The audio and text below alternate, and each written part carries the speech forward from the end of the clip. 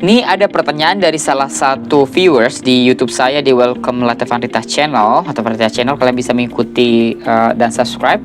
Ada beberapa informasi tentang Flir UAS yang insya Allah dalam waktu ke depan ini saya akan update terus. Nah, ini ada satu pertanyaan yang penting banget ya. Kita bisa lihat, halo Kak, ini untuk alurnya dari daftar kampus dulu atau langsung berbarengan Flir UAS beasiswa ya? Saya masih bingung websitenya mana yang dipakai. Nah, ini mungkin pelamar S1 ya, karena memang per tahun saya nggak tahu sejak tahun berapa. Nanti saya coba search lagi.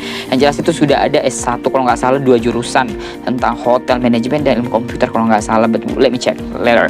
Nah, ini adalah pertanyaan yang menurut saya menarik gitu ya, karena memang beasiswa itu ada yang terpisah ya, maksudnya mendaftar di kampusnya sendiri, mendaftar di beasiswanya sendiri. Nah, kalau ini udah terintegrasi ya teman-temannya, jadi kalian tidak usah berpikir untuk mendaftar di dua platform yang berbeda karena mereka sudah ada pilihannya. Karena biasanya kalau kita mendaftar Flir UAS, kita sudah tahu nih mendaftar jurusan apa aja dan cuma satu jurusan yang kita bisa daftar.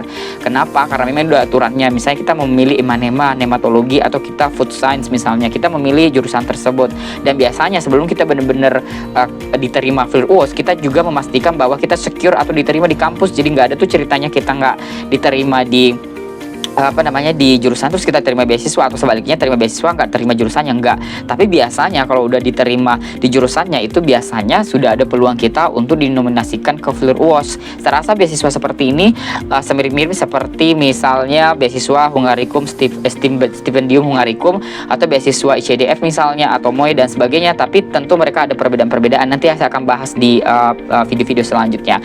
Yang jelas untuk pertanyaan ini dikerjakan secara berbarengan, dan biasanya kalau kita misalnya memilih jurusan di situ, kita kalau misalnya baca scroll kita akan bisa melihat adanya pilihan untuk memilih beasiswa Flir UAS. Bahkan nggak cuma beasiswa Flir UAS yang ada di sana, misalnya beasiswa kalau dulu zaman saya ada Top Grant yang mana itu setengah daripada beasiswa Flir UAS.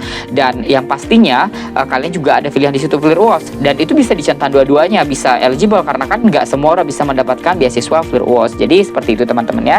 Jadi kalau misalnya untuk pertanyaan ini saya jawab, saya simpulkan bahwa ini berbarengan dan semua website itu sudah terintegrasi, dalam artian jurusannya itu udah bisa langsung kita lihat ada beasiswa Flir UAS di sana.